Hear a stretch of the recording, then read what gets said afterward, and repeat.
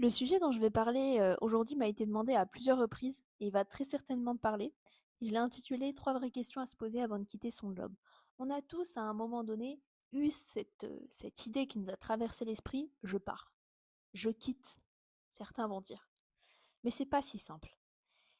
Peut-être que tu es passé par là ou peut-être que tu te poses ces questions-là. Sache que si tu as besoin d'un accompagnement, tu peux évidemment me contacter, je serai ravie de pouvoir t'aider. Alors, si tu te demandes aujourd'hui si tu dois quitter ton job avant de prendre une telle décision, parce que oui, c'est une grande décision, euh, il faut que tu te poses trois questions simples mais extrêmement importantes. La première question, c'est est-ce que tu pars pour fuir ou pour construire? Si chaque soir tu as la boule au ventre, c'est normal de vouloir partir. Mais est-ce que tu pars seulement pour échapper au stress, à la pression, à ton manager, à tes collègues, à une ambiance que tu ne supportes plus, qui est devenue lourde ou toxique, ou parce que tu as un projet clair et une direction qui t'attire? Quitter pour construire, c'est bien plus puissant que quitter pour fuir.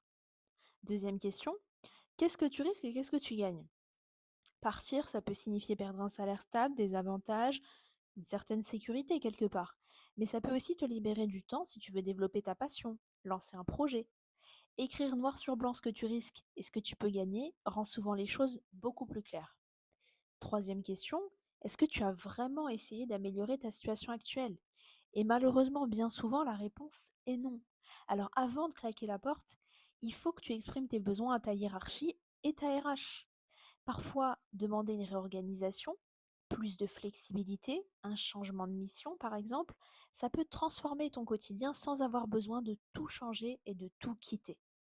Répondre honnêtement à ces trois questions ne donnera pas la décision à ta place évidemment, mais ça va sûrement t'aider à voir si tu pars pour les bonnes raisons. Si tu te poses ce type de questions et que tu as besoin d'un accompagnement, n'hésite pas à me contacter, je serai ravie de t'aider. En attendant, je te remercie d'avoir écouté ce podcast et je te dis à la prochaine. Ciao.